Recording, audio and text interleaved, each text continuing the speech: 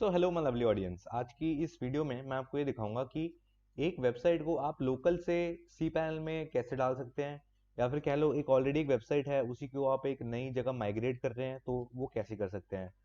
तो सबसे पहले मैं आपको प्रोसेस बताता हूँ कि shifting project to cPanel.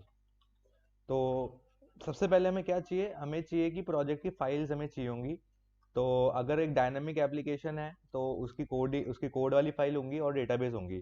तो मैं आपको दिखाता हूँ कि इस वीडियो में आपको क्या दिखाने वाला हूँ। तो ये एक डोमेन है mellowcare.pw। ठीक है। तो ये एक प्रोजेक्ट है, basically this is an software. तो मुझे क्या करना है, जो सॉफ्टवेयर इस डोमेन पे है ये मुझे एक न्यू डोमेन पे क्लोन करना है दूसरी ब्रांच के लिए। तो सबसे पहले तो मुझे इसका कोड चाहिए होगा। तो कोड कैसे मिलता है सॉफ्टवेयर का मैं आपको दिखाता हूँ। सी पैनल में मैंने लॉगिन किया। अब सी पैनल में लॉगिन के टाइम सबसे पहले मुझे क्या चाहिए होगा, कोड। तो आपको जाना है फाइल मैनेजर के अंदर। फाइल मैनेजर के अंदर जाके अब हमें क्या करना है, कोड देखना है। कोड है मेरा public dot H T M L के अंदर, ये सारा कोड है। तो मैं भी क्या करूंगा, मैं भी public dot H T M L के अंदर जाऊंगा, इसको मैं कंप्रेस करूंगा एक जिप फाइल में।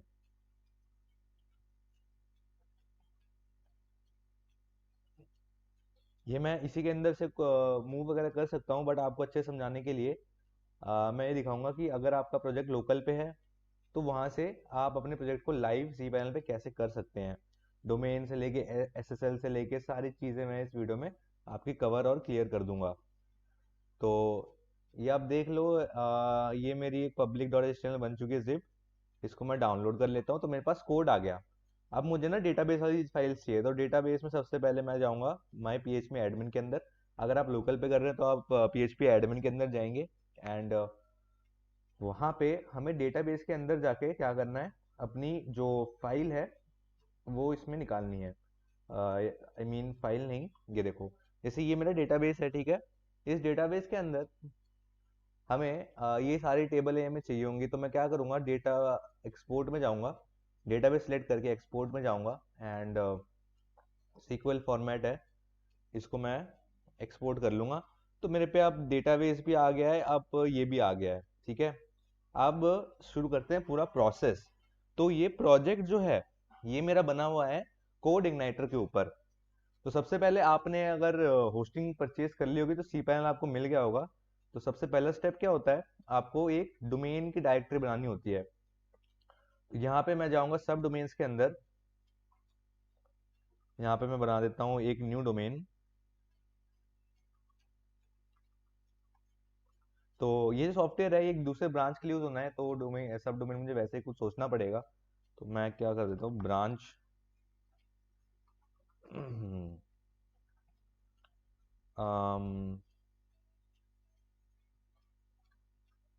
ब्रांच कर देते हैं इसको। तो बन गया मेरा ब्रांच डॉट मेलोकेयर। ये बड़ा हो गया तो two dot Melocare, I think branch ही ठीक होगा। एन सी एच, ये अलग टाइम, ब्रांच टू भी नहीं, new dot Melocare I think best होगा। न्यू डॉट मेलोकेयर, तो मैंने एक अलग सा वो बना दिया। तो इससे क्या हुआ, मेरा एक दूसरा डोमेन बन गया। तो ये जब एक डोमेन मेरा बन गया, अब नेक्स्ट स्टेप आता है एस एस एल। तो मैंने नेम चीफ से बाई करता हूँ मैं अपने डोमेन्स एंड होस्टिंग वगैरह। तो इसमें ऑटो एस एस एल का फीचर होता है। अभी आप देखेंगे जैसे ही ये मेरा सब डोमेन क्रिएट हो जाएगा, इसी के ऊपर एस एस एल भी इंस्टॉल हो जाएगा। अभी ये लोड हो रहा है। तो ये जो सॉफ्टवेयर है ये बेसिकली एक मैनेजमेंट सिस्टम है एक क्लिनिक का, ठीक है, कस्टमाइज मैनेजमेंट सिस्टम है। तो ये इसमें कुछ कोड फाइल्स है, कुछ डेटाबेस फाइल है। और ये आप देख लो मेलोकेयर डॉट पी डब्ल्यू, तो ये मेन वाली ब्रांच है। अब सेम क्लोन कर रहा हूँ मैं, एक fresh software for a different branch. अंदर इंटरलिंकिंग वाला कोई वो नहीं है, इनको नहीं चाहिए अंदर कोई interlinking. Different branch different software होना चाहिए। तो पता नहीं था टाइम क्यों ले रहा है सब डोमेन बनने में। तो ये देखिएगा, ये सबसे पहले तो मैं आपको फाइल्स दिखा देता हूँ। फाइल्स में हमारी क्या क्या फाइल्स बनी, हमारी दो फाइल्स बनी है, एक एसक्यूएल और एक पब्लिक एचटीएमएल, ठीक है। तो जो ये न्यू डायरेक्टरी बनेगी, ये देखो सब डोमेन हो गया। अब इसमें आ रहा है एनेबलिंग फ्री एसएसएल। तो मैंने आपको कहा था कि फ्री एसएसएल मिल जाता है। तो अब मैंने देखो ये डायरेक्टरी बन गई है, तो अब मुझे क्या करना है, एक डेटाबेस बनाना है। तो इसमें आप जा सकते हैं माई एसक्यूएल डेटाबेस विजार्ड, इसमें जाके हम क्रिएट कर देंगे न्यू के नाम से डेटाबेस मैंने बना दिया।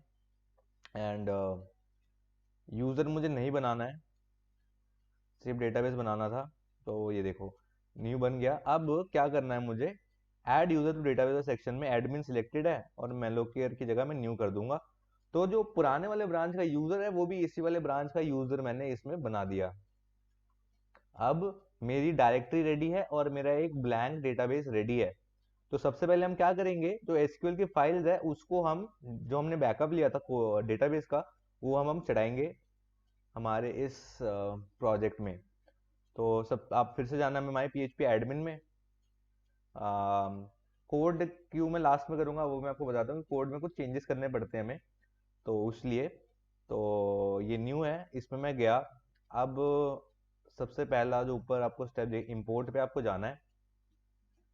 एंड इंपोर्ट में हमने सिलेक्ट कर ली फाइल, तो ये वाली फाइल है। अब जो बैकअप हमने लिया था अब वो पूरा इसमें क्रिएट हो जाएगा एज इट इज, डेटाबेस में सारा आ जाएगा। वो डेटा भी हम खाली करेंगे, बट पहले हम प्रोजेक्ट को लाइव करते हैं। तो देखो अब हमारा डेटाबेस का काम हो गया है। जी हाँ, हमारे डेटाबेस का सारा काम हो गया है। 12 टेबल है। अब हमें चलना है कोड की तरफ। तो इसको मैं खुला ही रहने देता हूँ क्योंकि इसमें हमें डेटा गायब भी करना है। तो now next step is file manager में मैं गया। एंड यहाँ पे ये न्यू एक डायरेक्टरी क्रिएट हो रखी है। तो न्यू मेलोकेयर में जाना है, यहाँ पे मुझे अपलोड पे क्लिक करना है। एंड ये वाली जो फाइल है ये ड्रैग एंड ड्रॉप मैं इसमें कर दूंगा। तो काफ़ी बड़ी फाइल है क्योंकि इसमें प्रीवियस उसका डेटा भी है। तो इसको जब हम सैनिटाइज करेंगे, सैनिटाइज का मतलब होता है कोड, पुराने कोड और पुराने डेटाबेस को क्लीन करने के प्रोसेस को हम सैनिटाइजेशन कहते हैं। तो अभी हम कोड और डीबी को सैनिटाइज भी करेंगे, बट सबसे पहले एक बार हम सिस्टम चला के देख लेते हैं। आप अगर ये करें तो ध्यान रखिएगा कि कुछ ऐसा फंक्शन ना हो कि यूजर्स को मेल जानी शुरू हो जाए न्यू सेटअप के टाइम, ऐसा कुछ अगर फंक्शन हो कि लॉगिन वगैरह।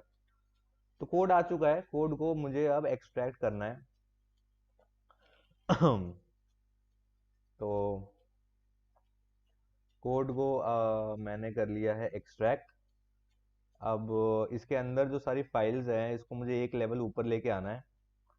जैसे कि देखो पब्लिक HTML के अंदर ये सारी फाइल्स थी, इस मतलब इस लेवल पे लेके आना है। तो इसमें बट फोल्डर बन गया है, तो इसके अंदर जितने फाइल्स हैं सिलेक्ट ऑल किया, मूव किया, एक डायरेक्टरी पीछे मुझे मूव करना है। तो मैंने इसमें मूवमेंट कर दी। अब मुझे क्या करना है, अब मुझे कॉन्फ़िगरेशंस करनी है कि एप्लीकेशन लिंक कर पाए। तो सबसे पहले क्या हम प्रोसेस फॉलो करते हैं, सबसे पहले डेटाबेस की लिंकिंग करते हैं, ठीक है। तो डेटाबेस की लिंकिंग, हमने जो न्यू डेटाबेस बनाया है उसको हमें जोड़ना पड़ेगा कोड से, क्योंकि डेटाबेस का नाम तो पुराना था पुराने प्रोजेक्ट में। तो कोड इग्नाइटर में एप्लीकेशंस के अंदर आपको जाना है। कोड इग्नाइटर अगर लारावेल भी हो तो मोस्ट प्रोबेबली सेम ही है। कॉन्फ़िगरेशंस में जाना है। एंड यहाँ पे इस वाली फाइल को तो करेंगे ही, बट पहले डेटाबेस वाली फाइल को करते हैं। तो इसको मैंने एडिट कर दिया। अब देखना क्या है हमें, ये देखो ये सारी हमारी डिटेल्स हैं, ठीक है।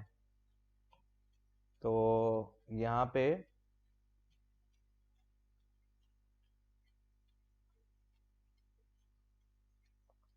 दूसरा एक यूज़र डला हुआ है, कोई बात नहीं, मैं एक काम करता हूँ फटाफट से। डेटाबेस विजार्ड में नहीं,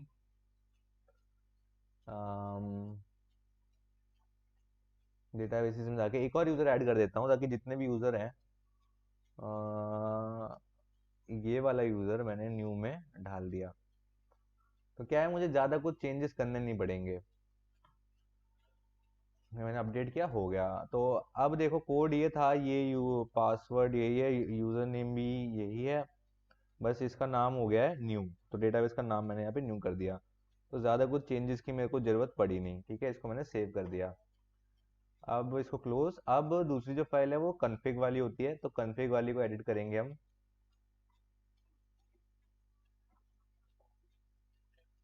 यस, यहाँ पे आप देखो कुछ यूआरएल्स है, बेस यूआरएल, तो हमारे बेस यूआरएल तो चेंज हो चुका है, वो तो है न्यू डॉट, ठीक है। अब और तो मेरे को लगता नहीं है कुछ इसमें होगा, तो सेव कर लेते हैं। तो मोमेंट ऑफ ट्रुथ देख लेते हैं अब, new dot Melocare dot P W. हो अच्छा, एसएसएल एक्टिवेट नहीं हुआ है, बट कोई बात नहीं, हो जाएगा। ये क्या बोल रहा है?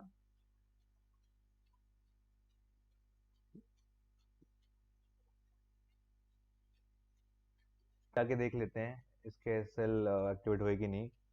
तो यहाँ में क्या, नेम की एसएल में यार लॉगिन ना मांगे फिर से, बस ये देखते हैं। Okay, new new new new new करके कुछ आया।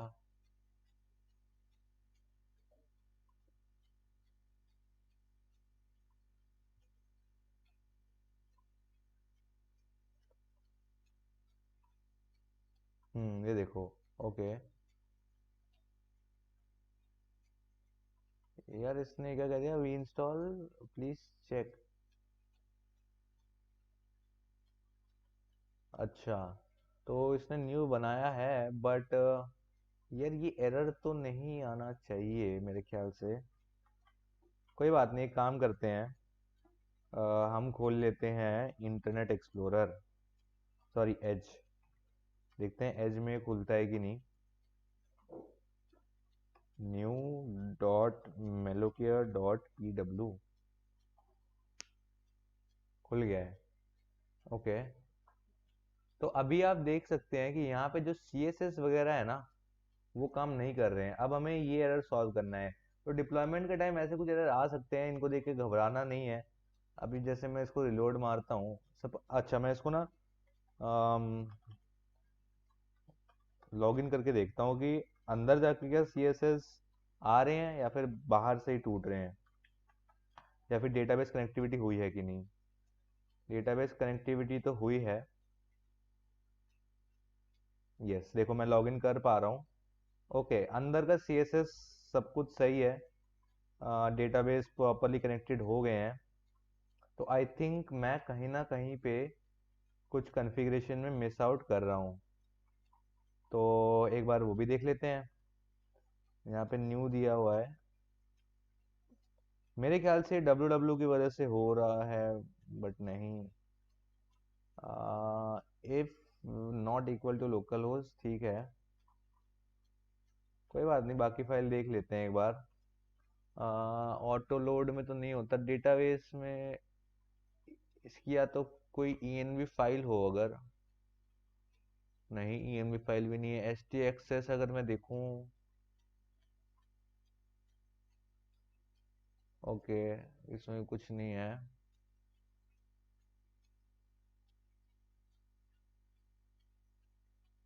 क्योंकि ये ऐसा खुलना चाहिए।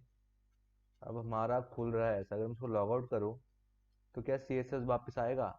ओ देखो, सी एस एस वापस आ गया। Okay okay okay, I think अब खुल जाना चाहिए ठीक ठाक। गाइस देखो, वो कुछ नहीं था, कैशिंग का इशू था। अब मेरा जो सॉफ्टवेयर है वो रेडी हो गया है, ठीक है। तो अब मैं प्रॉपरली आपको दिखा सकता हूँ कि मेरा सॉफ्टवेयर जो है वो रेडी हो गया है। अब मुझे क्या करना है, इसको एम्प्टी करना है, बिल्कुल खाली कर देना है डेटाबेस को। तो डेटाबेस को खाली कर देते हैं। सबसे पहले देखना पड़ेगा डेटा किस में है। आई थिंक डेटा सारे टेबल में ही होगा। तो ओके, तो मुझे कुछ, मैंने प्रोजेक्ट बनाया तो मुझे पता है कौन कौन से टेबल में डेटा होगा। तो सबको हम एम्प्टी कर देते हैं।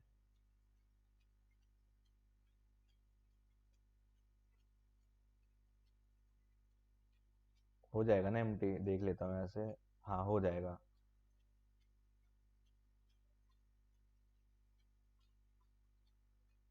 ठीक है, सब एडमिन और बीएमएस एडमिन को छोड़ देता हूँ मैं, और इसको मैं कर देता हूँ एम्प्टी। तो एक क्वेरी जनरेट होगी अब यहाँ की ट्रंकेट की। तो इसको मैं यस कर देता हूँ, एंड मोस्ट प्रोबेबली अब मेरा टेबल जो है खाली हो चुका है। तो देख लेते हैं सॉफ्टवेयर में, अब इसको रिलोड मार के कुछ डेटा है इसमें, नहीं है, देखो डेटा खाली हो गया है। पेशेंट डिटेल्स में एरर इसलिए देगा मैंने, क्योंकि इसमें वो चेक नहीं लगाया हुआ है, sorry for this bad practice. Treatments भी खाली हो गए हैं, लेजर्स भी खाली हो गए हैं। ओके, पेमेंट्स भी आई थिंक सभी कुछ खाली है, तो मेरा काम यहाँ हो गया है। अब मैंने डेटा तो खाली कर दिया है। अब मुझे अपना जो वो है, क्या कहते हैं इसको, कोड के अंदर फालतू की चीज़ें पड़ी है वो भी खाली करना है। फालतू की चीज़ें इन द सेंस पुराने सिस्टम में जो अपलोड्स हुए थे वो सब भी कहीं ना कहीं इसी के अंदर हैं। तो वो डेटा सारा मैंने कहाँ रखा हुआ है मैं देख लेता हूँ। आई मीन कि जब उस सिस्टम में ना आप अपलोड करते थे बहुत सारा डेटा, तो हम उसको डायरेक्ट यहीं पे अपलोड करा देते थे पब्लिक के अंदर। तो यहाँ पे बहुत सारी फाइल्स होंगी अपलोड्स के अंदर।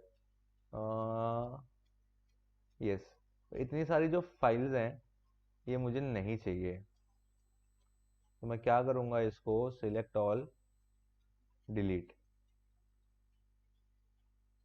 तो ये बड़ी बड़ी फाइल्स हैं, ये सारी अब वन बाय वन करके डिलीट हो जाएंगी। फाइल डिलीट हो गई। इसके अंदर भी कुछ है क्या डॉक्यूमेंट? हाँ, इसके अंदर भी ओके, इसके अंदर भी डॉक्यूमेंट्स हैं। तो इसको सिलेक्ट ऑल कर लेता हूँ, ये वाली फाइल मुझे चाहिए और बाकी मुझे कुछ नहीं चाहिए। तो इसको मैं डिलीट कर देता हूँ फाइल्स को भी। अब जो है वो पूरा एक नीट एंड क्लीन सिस्टम हमारा यहाँ पे बन चुका है। अब सॉरी, ये वाला था। यहाँ पे एक नीट एंड क्लीन सिस्टम बन गया है। अब कॉन्फ़िगरेशंस करनी है हमें। कॉन्फ़िगरेशन इन द सेंस मैं बताता हूँ, जो हमारा पुराना सिस्टम था इसके अंदर जॉब्स चलती हैं। अब जॉब्स क्या होती हैं? सपोज मुझे कोई टास्क रिपीटेटिव करवाना है अपने सर्वर से, एक रिपीटेटिव टाइम पे, एक रिपीटेटिव डे में। तो इसमें जो अपॉइंटमेंट वाला सिस्टम है वो डेली चेक करता है कि आज किस किस की अपॉइंटमेंट है, तो उनको ये मैसेज और नोटिफिकेशन भेजता है। तो सी पैनल में मैं आपको दिखाता हूँ, यहाँ पे क्रॉन जॉब्स करके होता है वो। क्रॉन क्रॉन क्रॉन, ये रहा क्रॉन जॉब्स। तो यहाँ पे हमने दो क्रॉन जॉब्स बना रखे हैं, तो मेरा काम इजी हो गया है। तो ये जो कमांड है ना, सेम मैं इसको कॉपी करूंगा। पहले वाली क्रॉन जॉब है ये, इसको मैंने यहाँ पे डाल दिया। अब बस यहाँ इसकी जगह मुझे ये वाला पाथ देना है, न्यू। इसको मैं rename, okay, public HTML I think खाली फोल्डर है, इसको मैं डिलीट कर देता हूँ। ये हो गया डिलीट। अब मुझे क्या करना है इसमें, ये जो क्रॉन जॉब है इसको सेट करना है। तो यहाँ पे कुछ नहीं आएगा, new dot Melocare dot P का वो आ जाएगा हमारा लिंक। तो एक क्रॉन वीसीसी कंट्रोल है इसमें, मतलब ओके नॉर्मल जाती है। तो इसको मैं कर देता हूँ,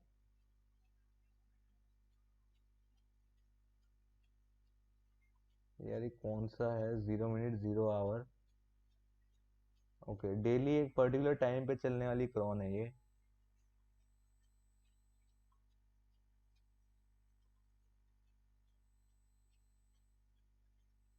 वंस पर डे, यस।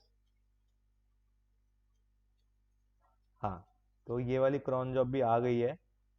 अब इसी को सेम कॉपी, सॉरी दूसरी वाली को मैं कॉपी करूँगा एंड यहाँ पे मैं बिठाऊंगा।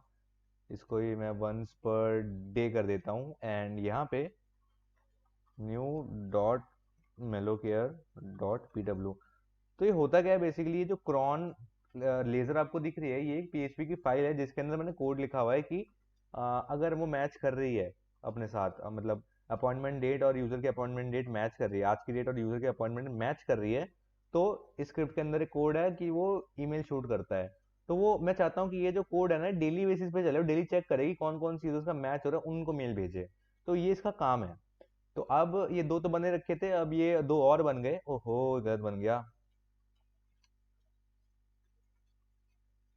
जीरो आएगा इसका भी। हाँ, तो ये मतलब डेली बेसिस पे हिट करेंगे। तो अब ये वाली सेटिंग भी हो गई है। अब मेरे ख्याल से और कोई सेटिंग तो है नहीं।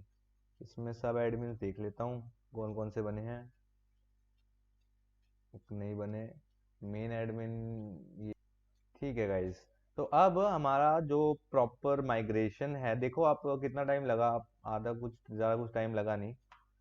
अब जैसे मैंने कहा है दूसरी ब्रांच के लिए है, तो यहाँ पे दूसरी ब्रांच का नाम मैं डाल दूंगा, वो हमारी कॉस्मेटिक्स चेंजेस ही होंगी ज़्यादा से ज़्यादा।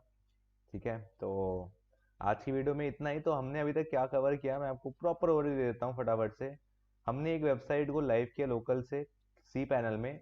इसमें हमने डेटाबेस को लेके आए, कोड को लेके आए, दोनों का कनेक्शन बनाया, फिर जो अनवांटेड फाइल्स उनको हटाया, फिर अगर कोई क्रॉन जॉब्स थी तो उनको कॉन्फ़िगर किया। तो ये था हमारा पूरा एक डिटेल प्रोसेस कि एक प्रोजेक्ट, अगर वो वेबसाइट हो या पीएचपी बना हुआ कोई प्रोजेक्ट हो या फिर वर्डप्रेस भी हो, तो उसका भी सेम प्रोसेस होता है। वर्डप्रेस का भी कोड होता है जो आपने लोकल बना रखा है, और डेटाबेस होता है। आप सेम, मैंने आपको दिखाया डोमेन कैसे ऐड किया मैंने, उसमें एसएल कैसे डाला। तो ए टू जेड चीज मैंने आपको इस वीडियो में दिखा दी कि एक वेबसाइट लाइव कैसे होती है ना। इसमें मैंने दिखाया कि melocat.pw एक सॉफ्टवेयर है, ये सेम सॉफ्टवेयर उनको एक दूसरे ब्रांच में डालना है, तो प्रोसेस सेम ही था, मतलब कि माइग्रेट किया मैंने। बट मैंने आपको पूरा प्रोसेस दिखाया, पहले मैं फाइल डाउनलोड करके फ्रेश करके दिखाया कि कैसे करते हैं। तो इस वीडियो का मोटिव यही था, आपको सी पैनल का अवेयरनेस देना। CPanel is basically just like a control panel of a website. इसमें आप डेटाबेस सर्वर, आप ये देखो डिटेल्स देखो, कितने क्या रिसोर्सेज, एक कंप्यूटर लगा लो, ये एक कंप्यूटर है जो हमारी होस्टिंग वगैरह के लिए रिस्पॉन्सिबल है। तो वीडियो बढ़िया लगी हो तो लाइक कर देना और चैनल को सब्सक्राइब कर देना। Thank you.